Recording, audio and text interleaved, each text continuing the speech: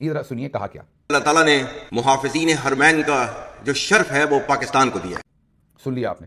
اب لفاظی کی حد تک تو یہ تقریر چلے یہاں پر اپنا لہو شہو گرمانے کے لیے، جو 78 سال سے ہم کاروائیاں سنا رہے ہیں آپس میں ایک دوسرے کو، اس کے حساب سے تو ٹھیک ہے، لیکن حقیقت میں تو ہمیں یاد ہوگا کہ ایک بہت بڑی اسلامی فورس بھی بنائی گئی تھی اس سے پہلے، اور اس کے روئے روان جو ہیں وہ راحیل شریف صاحب ہیں، سابق آرمی چیف۔ ان کو اور اس فورس کو آپ نے کب کسی بھی عملی اقدامات کے اندر دیکھا ہے؟ کیا کچھ نہیں ہوا، مجھے ریپیٹ کرنے کی ضرورت نہیں ہے، پورے مڈل ایسٹ کے اندر کیا کچھ نہیں ہوا، اور اوور آل دنیا کے اندر کیا کچھ نہیں ہوا، لیکن آپ کو کہیں اس اسلامی فورس کے کسی گھوڑے کی ٹاپ نظر آئی ہو، کسی گھوڑے کی کوئی آپ یہ سمجھیں کہ کوئی جو لگام ہے وہ کسی کے ہاتھ میں نظر آئی ہو، گھوڑے کے اوپر بیٹھے کسی سپہ سالار کی تلوار آپ کو نظر آئی ہو، چلیں گھوڑے کا ہنہنانا ہی آپ کو کبھی سنائی دیا ہو؟ ہاں، آپ کو دکھائی دیے ہیں اس فورس کے جو سربراہ تھے جن کا نام راحیل شریف ہے، عمرے کرتے ہوئے کئی دفعہ نظر آئے ہیں، ماشاءاللہ صحت ان کی سیٹ ہے، بڑے وہ ابھی بھی جواں مرد ہیں، بالکل جناب تم تراک کے ساتھ چلتے ہیں ابھی بھی۔ سوائے ان کی عمرے پر آئے ہوئے تصاویر جاری ہونے کے، آج تک ہم نے وہ جو اسلامی بلاک کی ایک فورس بنائی تھی جس کے وہ سربراہ ہیں، ان کا یا ان کی سپاہ کا ہم نے اور کوئی کام ان ایکشن ابھی تک نظر نہیں آیا۔ ہو سکتا ہے کچھ بیہائنڈ دا سین وہ کرتے ہوں جو ہمیں نظر نہ آتا ہو، اور ہم یہ بات کہتے ہوں کہ انہوں نے کچھ نہیں کیا، ہو سکتا انہوں نے بہت بڑے بڑے کارنامے کیے ہوں، لیکن ہمارے سامنے اس کا ابھی تک کوئی لینا دینا نظر نہیں آیا۔ آگے انہوں نے کہا کہ ریاست طیبہ اور ریاست پاکستان کا آپس میں گہرا تعلق ہے اور مماثلت ہے۔ یہاں یہ ذہن میں رکھیے کہ عمران خان نے کیونکہ ریاست مدینہ کی بات کی، اور پوری دنیا میں ریاست مدینہ کی ہی بات ہوتی ہے، تو فیلڈ مارشل صاحب کو کیونکہ عمران خان سے ذاتی مخاصمت ہے، تو انہوں نے ریاست مدینہ کے لفظ کی بجائے ریاست طیبہ کا لفظ ہمیشہ استعمال کیا، اور یہ بھی فرمایا ہے، انہوں نے مذہبی فتویٰ دے رکھا ہے کہ عمران خان غلط کہتے تھے، ریاست مدینہ نام ٹھیک نہیں ہے، ریاست طیبہ نام ٹھیک ہے، تو اب وہ زور و شور کے ساتھ ریاست طیبہ ہی ہر جگہ استعمال کرتے ہیں۔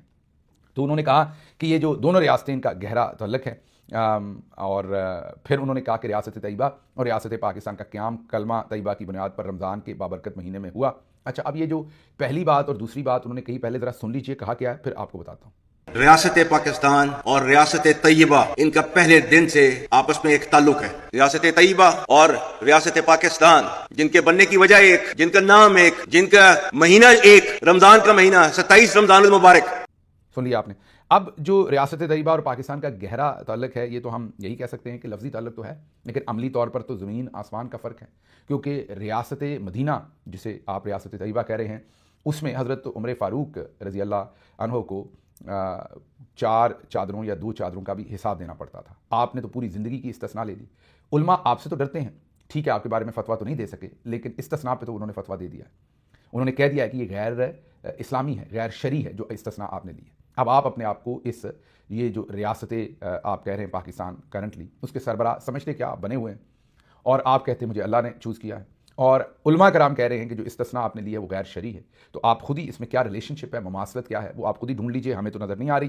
پھر جو دوسرا حصہ ریاست طیبہ اور ریاست پاکستان کا قیام کلمہ طیبہ کی بنیاد پر رمضان کے بابرکت مہینے میں ہوا، تو الحمدللہ بڑا کرم کی بات ہے، اس میں کوئی شک نہیں کہ یہ رمضان کے مہینے میں ہوا، اور اللہ کی خاص کرم نوازی تھی، ہمارے آباء و اجداد کی ظاہر محنت بھی تھی، قربانی بھی تھی، ایک ہجرت بھی تھی، اور آپ نے بھی کہا کہ اس میں ہجرت کا عنصر بھی شامل ہے، تو بہت مماثلت ہے ریاست طیبہ اور ریاست پاکستان میں، دونوں 27ویں تاریخ کو بنی رمضان کی۔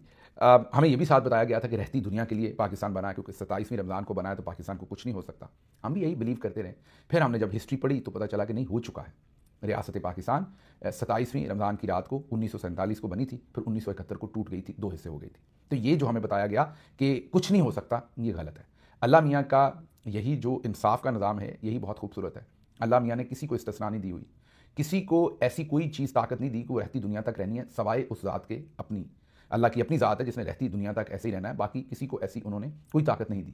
ریاست پاکستان ہو یا کوئی بھی ریاست ہو، اگر وہ اپنے اعمال درست رکھے گی، انصاف کا نظام رکھے گی، غریبوں مسکینوں کا خیال کرے گی، لوگوں پر ظلم نہیں کرے گی، اللہ کے بتائے ہوئے جو اصول ہیں حقوق العباد جو ہے ان پر عمل کرے گی، تو پھر وہ ریاست قائم رہے گی، نہیں کرے گی تو وہ ریاست قائم نہیں رہ سکتی، بھلے وہ رمضان کے کسی بھی دن بنی ہو، اگر آپ وہاں پر انصاف کا نظام نہیں رکھیں گے تو وہ ریاست قائم نہیں رہ سکتی۔ جو کچھ ہم نے کیا، جیسے ایوب خان نے سب سے پہلے فاطمہ جناح صاحبہ کا الیکشن لوٹا، دھاندلی کی، شیخ مجیب الرحمان انہی کے ساتھ کھڑے تھے، فاطمہ جناح کے ساتھ، اور اگر آپ ان کا الیکشن نہ لوٹتے اس وقت کے آرمی چیف، اور ڈپرائیو نہ کرتے لوگوں کے مینڈیٹ سے، اور تو شاید پاکستان بچ جاتا۔ پھر آپ نے جو ناانصافیاں کی وہاں پر، جو قتل و غارت کی، جو کچھ مشرقی پاکستان میں اپنے ہی لوگوں پر گولیاں چلائیں، جو سب کچھ ہوا وہ سب کو پتہ ہے۔ اس کے بعد ریاست ٹوٹ گئی، 2 حصوں میں قائم نہ رہ سکی، جو 27ویں رمضان کو بنی تھی۔ تو اس لیے اب یہ والی ہم بار بار لوگوں کو یہ ایک جذباتی بات کے طور پر تو رکھ سکتے ہیں، اس میں حقیقت نہیں ہے. حقیقت یہ ہے کہ ہم نے اللہ کا جو بتایا ہوا اصول ہے کہ انصاف سے چلو، رحمدلی سے چلو، لوگوں کے حق پر ڈاکہ مت مارو، ہم نے وہ نہیں سنا. اور اس وقت کے آرمی چیف ایوب خان نے اس کا آغاز کیا، دوسرے آرمی چیف یحییٰ خان نے اس کا انجام کیا، بھٹو نے ساتھ مل کر اس کام کو عملی جامہ پہنایا. 162 میں سے 160 سیٹیں جیتنے والوں کے مینڈیٹ پر ڈاکہ ڈالا. بالکل اسی طرح عاصم منیر صاحب آج بھی آپ کر رہے ہیں. عمران خان جنہوں نے 2/3 سے زیادہ اکثریت جیتی، ان سے مینڈیٹ چھین کر آپ نے 17 سیٹوں والوں کو حکومت پہ بٹھایا. الیکشن آپ نے چوری کیا، آپ نے اغوا برائے بیان کیے. یہ کوئی ریاست طیبہ کے ساتھ اس کی مماثلت نہیں بنتی. جو ریاست اس وقت کم از کم آپ نے بنائی ہوئی ہے، اس کا ریاست طیبہ کے ساتھ کوئی عملی طور پر لینا دینا نہیں ہے. یہاں کا فیلڈ مارشل جو ہے وہ جنگ کوئی اور لڑتا اور جیتتا ہے، فیلڈ مارشل وہ خود بن جاتے ہیں. استثناء مانگتے ہیں، اپنی ری اپوائنٹمنٹ مانگتے ہیں، ریٹائرمنٹ کے بعد بھی وہ اپنی اپوائنٹمنٹ کرواتے ہیں. ریاست طیبہ میں یا ریاست مدینہ میں ایسا کچھ نہیں ہوا تھا. انصاف کرنے والوں کے گھروں کے اندر کیمرے لگا دیے جاتے ہیں، ان کے رشتہ داروں کو اٹھایا جاتا ہے. وہ اگر خط لکھتے ہیں تو پھر انہی ججوں کو جو ہے وہ ایک تختہ مشق بنا دیا جاتا ہے. جہانگیری صاحب کے ساتھ جو کیا گیا، ان کی ڈگری کے ساتھ جو کیا گیا، وہ سب کے سامنے ہے. دوسرے ججز کے ساتھ جو کیا گیا، نہ عدالتیں چھوڑی، نہ پارلیمنٹ چھوڑی، نہ کوئی غریب چھوڑا، نہ کوئی امیر چھوڑا، کوئی بندہ نہیں چھوڑا. اگر وہ آپ کے خلاف آواز اٹھا لے تو پھر آپ کے شر سے کوئی نہیں بچ سکتا. یہ ہمیں کم از کم یہاں پر کوئی مماثلت نظر نہیں آتی. پھر کہا کہ دونوں ریاستوں میں خادمین حرمین بنانا تھا انہیں اور ہمیں محافظ بنانا تھا. وہ میں آلریڈی بات کر چکا ہوں کہ اس میں ہمارا کردار کتنا ہے. آپریشن بنیان المرصوص میں اللہ کی مدد آتے ہوئے دیکھی، محسوس کی. اس کو پہلے سن لیں، اس پہ بات کرتے ہیں. میرا خدا گواہ ہے، یہ بنیان مرصوص میں اللہ کی مدد آئی، ہم نے اللہ کی مدد آتے ہوئے دیکھی، محسوس کی. سن لیا آپ نے، وہ کہتے ہیں میں نے مدد اللہ کی آتے ہوئے محسوس کی، فیل کی. یہ بھی بتانا چاہتے ہیں وہ کہ میں اللہ کی طرف سے چوزن ہوں. یہ وہ بلیو کرتے ہیں، اس لیے وہ بتا رہے ہیں کہ بنیان المرصوص میں اللہ کی طرف سے جو رحمت تھی وہ میں نے آتے ہوئے دیکھی. اب سوال یہ ہے کہ پاکستان کی تو پہلے بھی بہت ساری جنگیں ہوئی ہیں، کیا اس وقت اللہ کی رحمت جو ہے وہ نہیں آئی تھی ہم پر؟ 1971 میں اللہ کی رحمت ہم نے کیوں نہیں آتے دیکھی اور محسوس کی؟ کارگل میں ہمارے ساتھ ایسا کیوں نہیں ہوا؟ اور ہم تو کہتے ہیں کہ 1965 کی جنگ ہم نے جیتی تھی، لیکن آپ کے موجودہ جو وزیر دفاع ہیں وہ کہتے ہیں وہ بھی ہم ہار گئے تھے. وہ کہتے ہیں 48 کی بھی ہار گئے تھے. یہ وہ کہتے ہیں آج تک ہم نے کوئی جنگ نہیں جیتی. خواجہ محمد آصف کی بات کر رہے ہیں. تو کیا تب اللہ کی رحمت ہم پر نہیں آئی؟ سقوط ڈھاکہ ہو یا تمام دوسری چیزیں ہوں، کشمیریوں کے ساتھ جو ظلم ہے وہ ہوئے جا رہا ہے. وہ بند کروانا کیا تھا کہ پچھلے جو آرمی چیف تھے آپ کی جگہ پر، جنہیں اللہ نے اس وقت چوز کیا ہوا تھا آپ کے مطابق، وہ کہتے تھے کہ ہمارے تو ٹینکوں میں تیل ہی نہیں. یہ میں نہیں، یہ حامد میر صاحب، نسیم زہرا صاحب بتا چکی کہ ان کے سامنے بات ہوئی.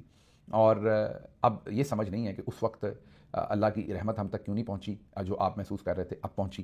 آپ ہی کو پتا ہوگا زیادہ. یہ وہی وزیر ہیں کہ جب پاکستان کی فوج نے آزاد کشمیر میں جانے سے انکار کیا تھا تو یہ لشکر لے کے گئے، اور آج جو آزاد کشمیر آپ کے پاس ہے انہوں نے آزاد کروایا تھا.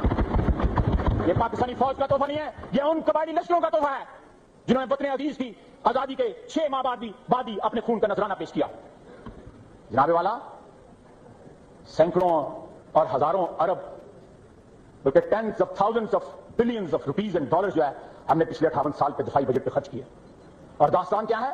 48، 65، 71، 84 اور 99.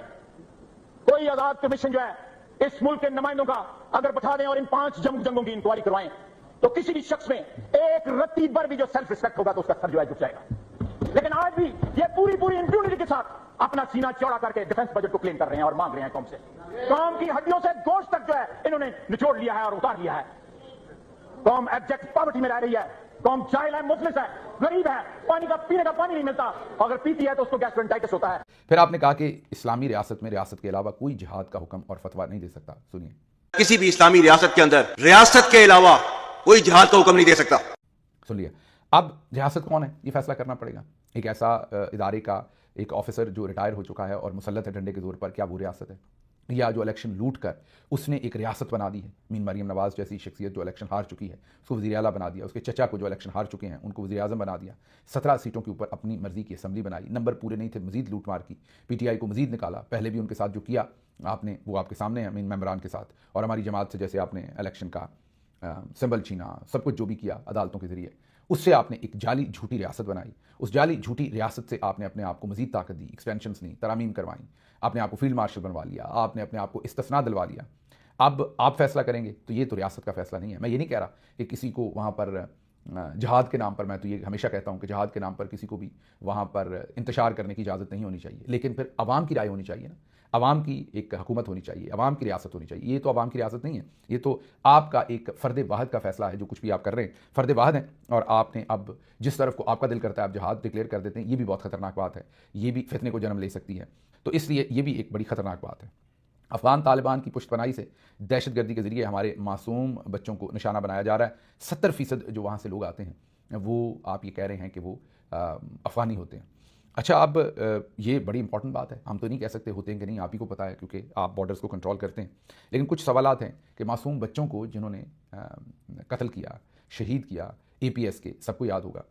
بریگیڈیئر شاہ محمود غالباً ان کا، یا محمود شاہ ان کا نام ہے، انہوں نے انکشاف کیا. یہ ہم نہیں کہہ رہے، یہ آپ کے بریگیڈیئر صاحب ہیں جو ریٹائرڈ ہیں، اور انہوں نے اس وقت کے آرمی چیف کا حوالہ دے کے DG ISI کا حوالہ دے کر یہ کہا کہ احسان اللہ احسان کو ہم نے خود فرار کروایا تھا. یہ انہوں نے ٹیلی ویژن انٹرویو میں کہہ رکھا ہے. تو جو لوگ معصوم بچوں کے قاتل تھے انہیں ہم نے کیوں فرار کروایا؟ ظاہر ہے انہوں نے پھر جا کر ایسی تشکیلیں جو ہیں وہ دوبارہ سے سر انجام دینا شروع کیں جس کے بارے میں آپ آج بتا رہے ہیں. پھر آپ ہی کے موجودہ وزیر دفاع کہہ چکے ہیں کہ پیسوں کے لیے ہم نے جنگ کی، یہ اللہ کی جنگ نہیں تھی، جہاد نہیں تھا جو افغانستان میں پہلے ہوا، ہم نے ڈالروں کے ذریعے کام کیا. پھر وہ یہ بھی کہتے رہے ہیں، انہوں نے یاد کیجئے اللہ حاکم کے شو پر کہا تھا کہ 30 سال سے ہم دہشت گردوں کو پالنے کا گندا کام کر رہے ہیں، امریکہ کے لیے بھی کیا، برطانیہ کے لیے بھی کیا، اسی لیے ہم بدنام ہیں. تو ظاہر ہے وہ آپ ہی کر رہے تھے. اور یہ اب دونوں چیزیں دوبارہ سے کوئی مماثلت ایک دوسرے کے ساتھ رکھ نہیں رہی. جو بات آپ کہہ رہے ہیں، اگر طالبان بھی ہم نے بنائے تھے، امریکہ بھی الزام لگاتا ہے، افغان جہاد وزیر دفاع صاحب کے کہنے پر پیسوں کے لیے ہم نے کیا تھا، تو یہ تالی تو پھر دونوں ہاتھوں سے بجتی ہے. یہ تو پھر انٹرسٹ کی جنگ ہوئی، کلیش کی جنگ ہوئی. طالبان کے ساتھ اب ہمارے مفادات فرق ہو گئے ہیں، ہماری پالیسیز فرق ہو گئی ہیں، وہ اور ہم لڑ رہے ہیں. تو ہم نے پہلے یہ سب کچھ کیوں کیا؟ قوم کو نہ تب کسی نے بتایا، بلکہ وہ جو اس وقت کے حمید گل صاحب اور قوم جن کو سب کو ہیرو سمجھتی رہی، اب سب کچھ سامنے آ رہا ہے کہ کیسے بے نظیر صاحبہ کی اب کیا کئی حصے سے کئی سالوں سے سامنے آ چکا ہے کہ کیسے پیسہ بانٹ کر انہوں نے بے نظیر صاحبہ کو نیشنل سیکیورٹی رسک قرار دیا اور ان کی حکومت نہ بنانے کے لیے نواز شریف کی پارٹی بنائی، پیسہ تقسیم کیا، ایک قسم کی بغاوتی کی ریاست کے اندر. لیکن ان کو ہیروئک سب کو ٹریٹمنٹ دیا گیا، پوری انہوں نے امپیونٹی کے ساتھ زندگیاں گزاری، ابھی بھی بہت سارے گزار رہے ہیں، کسی نے ان سے نہیں پوچھا. یہ اس کے اوپر بھی ضرور کوئی نہ کوئی بات ہونی چاہیے. پھر آپ نے کہا کہ جو اسلام ہے ہمیں اپنے اسلاف کی علمی فکری میراث اور قلم کی طاقت کو چھوڑ دیا اور اس وجہ سے زبوں حالی کا شکار ہوئے. کیا کہا آپ نے؟ سنیے. مگر وہ علم کے موتی کتابیں اپنے آبا کی جو دیکھیں ان کو یورپ میں تو دل ہوتا ہے سی پارا. وہ علم جس کی بنا کے اوپر آپ دنیا کے اوپر راج کر رہے تھے، کیوں چھوڑ دیا اس کو؟ سن لیا آپ نے. اب قلم کی طاقت جو آپ نے چلوائی کراچی یونیورسٹی میں، وہاں کے وائس چانسلر سے آپ نے جو گندا کام کروایا، طارق محمود جہانگیری جسٹس جو ہے، ان کی ڈگری 30 سال بعد آپ نے جعلی قرار دلوا دی. اس کے سامنے ایک پروفیسر صرف کھڑے ہونے کی جرت کر سکا کراچی یونیورسٹی کے سنڈیکیٹ میں، پروفیسر ریاض صاحب، ان کو آپ نے اغوا کروا لیا، اغوا رکھا جب تک کہ سنڈیکیٹ نے وہ سارا فیصلہ نہیں کر لیا. اب یہ قلم کی کون سی حرمت ہے؟ یہ اسلاف کی کون سی ہم حرمت کو اور عزت کو اور احترام کو اور یہ جو ہماری تاریخ ہے یا کلچر ہے، کون سے والی چیز کو ہم اپنے ہیریٹیج کو زندہ کر رہے تھے جب پروفیسر ریاض صاحب کو اغوا کر کے تو یہ سب کچھ ہم کرنے کی کوشش کر رہے تھے.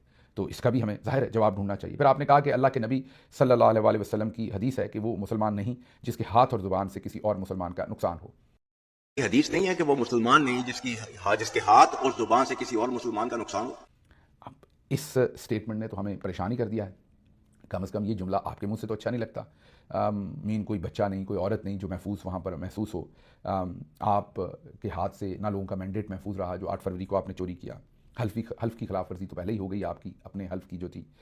کمشنر چٹھا بیچارے نے بولا کہ الیکشن لوٹا ہے، تو آج تک وہ غائب ہے، کسی کو نہیں پتا کہ وہ کہاں ہے. کوئی اس کے لیے آواز، کوئی عدالت، کوئی انسانی حقوق، کوئی بات نہیں کرتا کمشنر چٹھا کے لیے. وہ بیچارہ گیا کدھر ہے جس نے کہا تھا کہ ہاں الیکشن لوٹا گیا ہے. فیلڈ مارشل کے جو روح پرور خطاب تھا اس میں یہ تو بتا دیا کہ وہ مسلمان ہی نہیں جس کے ہاتھ اور زبان سے کوئی محفوظ نہیں. لیکن اس وقت تو لوگ آپ سے غیر محسوس کرتے ہیں فیلڈ مارشل صاحب سب سے زیادہ. پاناما کی جو JIT تھی اس میں اس وقت ہمیں پتہ چلا کہ MI کے تحت وہ کام کر رہی تھی. MI کے آفیسر سربراہ اس وقت آپ تھے. کہا جاتا ہے کہ آپ ہی ان کی کرپشن کے سارے ثبوت لے کر آئے تھے. کہا جاتا ہے کہ آپ ہی نے ان کو کنوکٹ کروایا تھا. اس کے بعد آپ نے ان کے ساتھ لندن میں ایگریمنٹ کیا اور انہوں نے آپ کو آرمی چیف بنوایا اور آپ نے ان کو 17 سیٹوں کے اوپر حکومت دلوا دی. اب اس کے اوپر ہم کیا کہیں؟ یہ سب کچھ جو ہے، جو کچھ بھی یہ ہو رہا ہے، اس کے اوپر مطلب کوئی انالیسس ہمیں سمجھ نہیں آتی کہ کیا دیں آپ کو کہ کون سے مسلمان کے ہاتھ سے اور شر سے مسلمان محفوظ نہ ہوں تو وہ مسلمان نہیں ہے. کیا یہ دوسروں پر صرف امپلیمنٹ ہوتا ہے، آپ پر امپلیمنٹ نہیں ہوتا جو آپ کر رہے ہیں؟ دوسری طرف عمران خان کے ٹویٹ میں سے ایک حصہ آپ کو سنوا دیتا ہوں، شاید آپ کو سمجھ آئے کہ حقیقت کیا ہے.